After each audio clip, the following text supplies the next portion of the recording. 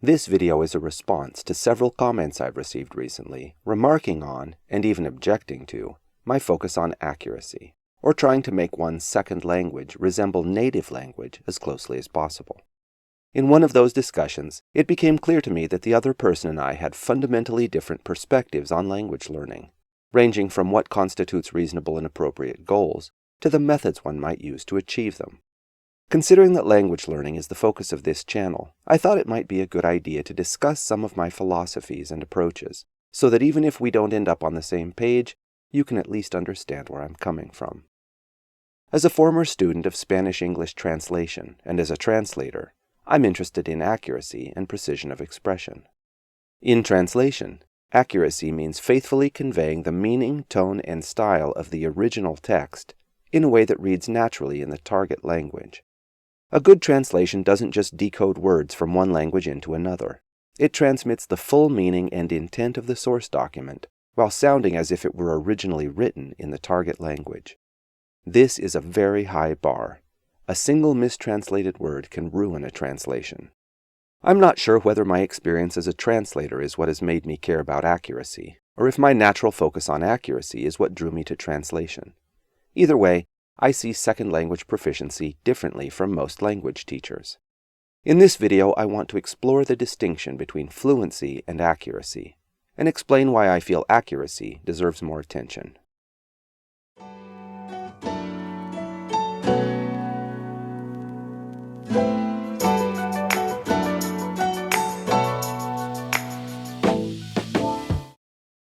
I'd like to start this discussion by recognizing that there are many different and equally valid language learning goals, and I say this sincerely. I don't intend this discussion to be a criticism of anyone's current level of progress, or of anyone's language learning philosophy if they disagree with me. I'm merely presenting my point of view.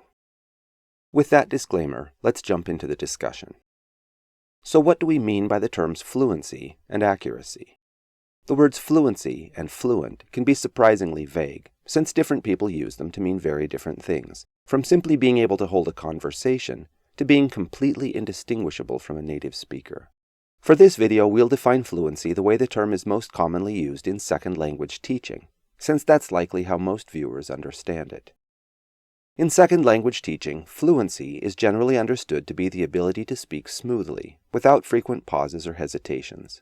Many language teachers and learners associate fluency with ease of expression, the ability to keep talking without struggling to find words, conversational flow, no excessive stopping or backtracking, automaticity, speaking without having to consciously construct every sentence. Now, I'm not aware of any rigorous system for measuring someone's fluency. However, in practice, fluency is often judged by how quickly someone can respond and how much they can say. Essentially, the ability to talk a lot. One thing that's almost universally neglected in the pursuit of fluency is accuracy. In fact, concern for accuracy is not only neglected, but sometimes actively discouraged. In second language learning, accuracy refers to the degree to which a learner's language use resembles that of a native speaker. It encompasses grammar, using correct verb conjugations, sentence structures, and agreement between words, word choice, selecting the most appropriate vocabulary for a given context, avoiding false cognates or mistranslations, and pronunciation, producing sounds and intonation patterns that are clear, correct, and as close to native as possible. I think there are a few reasons why concern for accuracy is neglected or discouraged in second language learning. First, I think sometimes people who care a lot about accuracy are seen as being arrogant or tryhards, and other language students feel like they're judging them. This is a sensitive issue.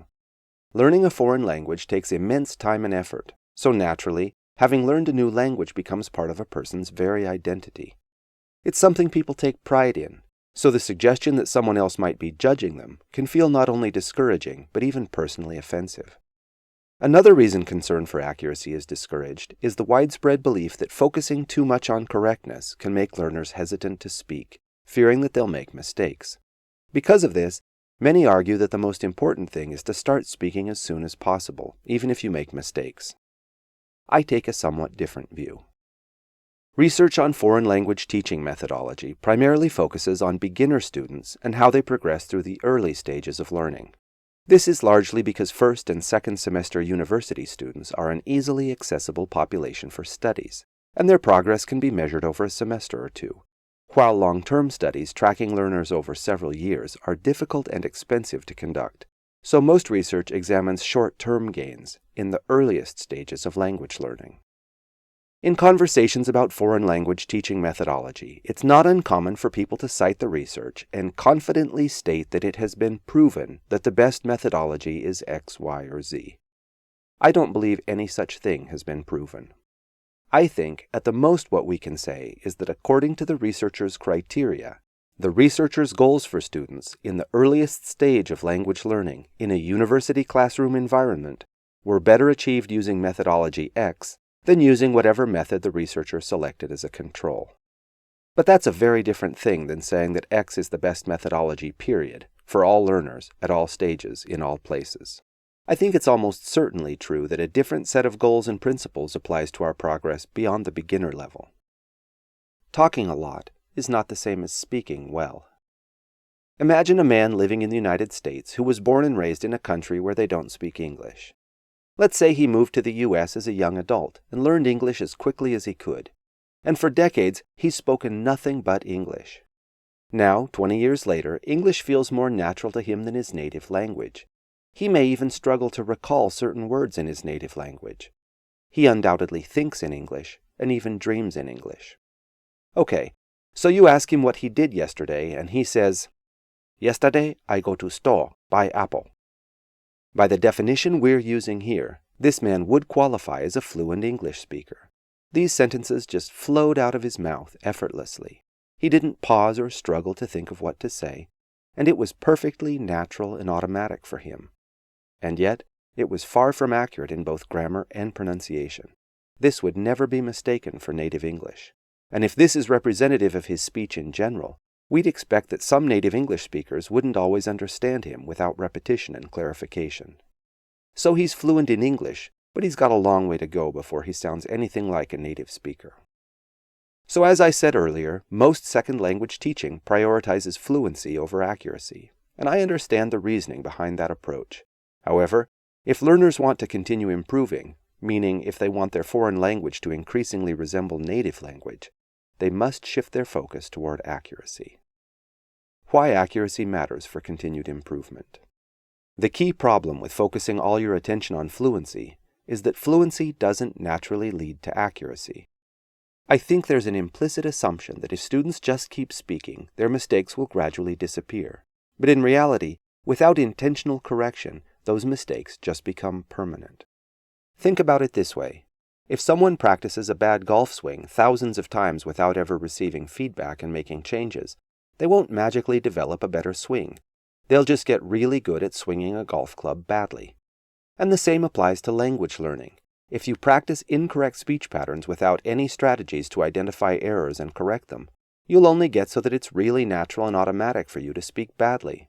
In other words, you'll become a fluent speaker of bad Spanish, just like the man from our previous example became a fluent speaker of inaccurate English. We've all heard the phrase, practice makes perfect, but a more accurate aphorism would be, practice makes permanent. So who cares how accurate you are? I mean, if you're happy with how you speak your second language, who am I or anyone else to tell you should change? Well, in the early stages of language learning, I think almost all of us feel like language learning is a purely personal journey, one where your own satisfaction is the only thing that matters.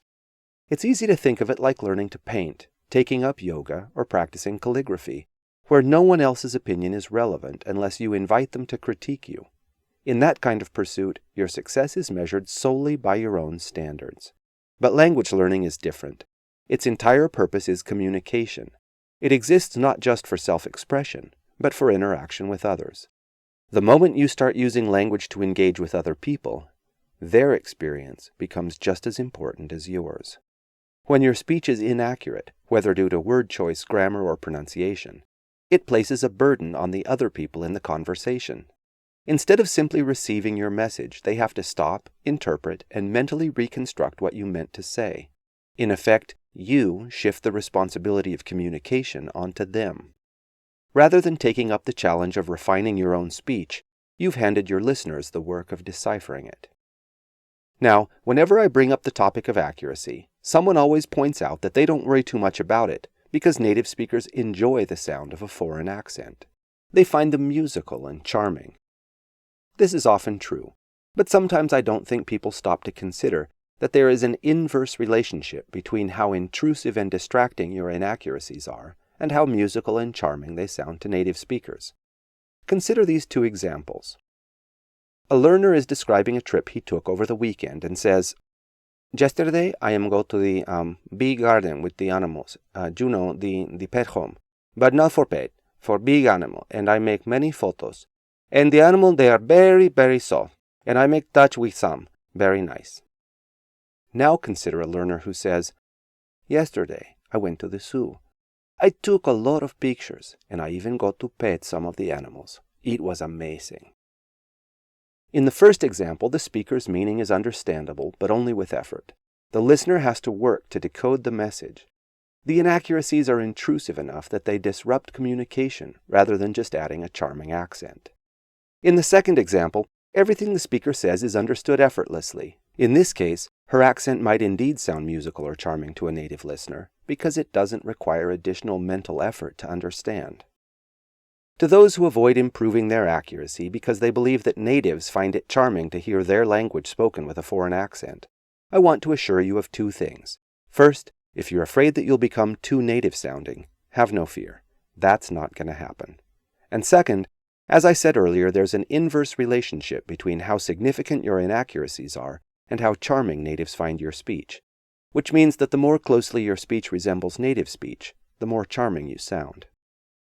Natural feeling to you isn't synonymous with sounds native-like to others.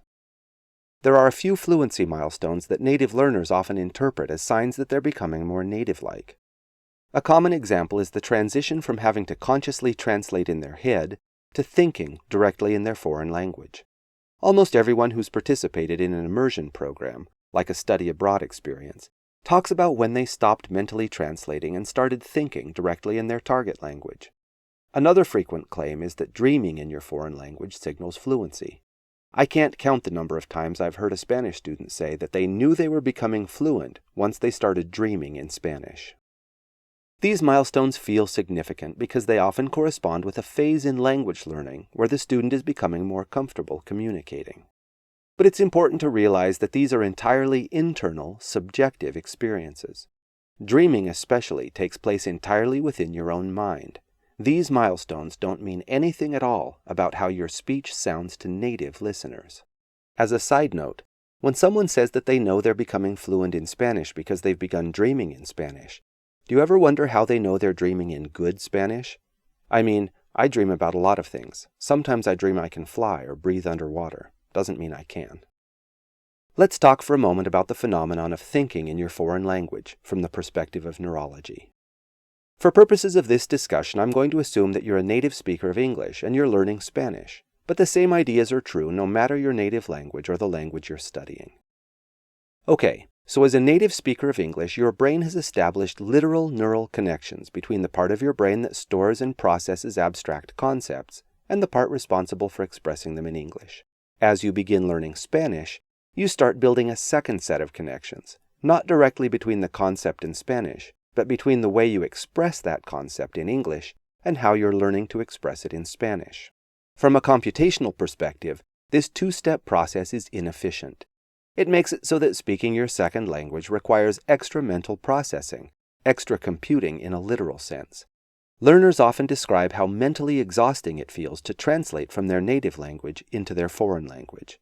And from a neurological standpoint, the brain is performing extra work that isn't necessary when speaking your native language. It literally burns more calories and your intracranial temperature goes up. But over time, this process becomes more efficient.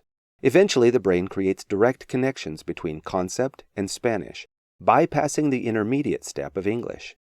This fact is supported by research showing that as language proficiency increases, brain activity during language processing is both reduced and shifts from certain areas of the brain to others. In a very literal way, the brain becomes more efficient at handling the foreign language as it builds more direct neural pathways. As this shift occurs, language learners often report that speaking their second language feels easier and more natural. They no longer have to consciously think about translating. They can simply express ideas directly in the target language. This is why fluent speakers can respond more quickly and smoothly in conversation. The mental workload is reduced because the brain has streamlined the process. However, while this increased cognitive efficiency improves fluency, it doesn't necessarily result in greater accuracy. In other words, just because you're now able to speak without translating consciously from English, that doesn't guarantee that your Spanish has become more authentic or accurate. Why not? Throughout the entire process of learning Spanish as a second language, your native language, English, has influenced how you conceptualize Spanish words and phrases as you learn them. Even when you stop consciously translating, the underlying structure of the way you think remains shaped by English, causing persistent inaccuracies. In linguistics terms, this is called native language interference, and it persists even after fluency is achieved. Essentially, you've become fluent in a version of Spanish that retains an English conceptual framework, resulting in phrasing, grammar, and pronunciation that consistently reflect your native language rather than authentic Spanish.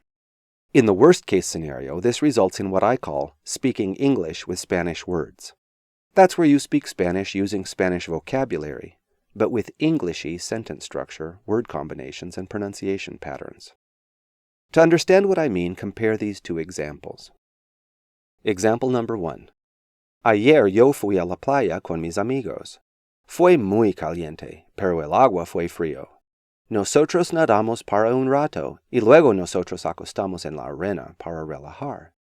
Después de esto conseguimos un poco de helado y nosotros sentamos en la sombra porque fue demasiado sol.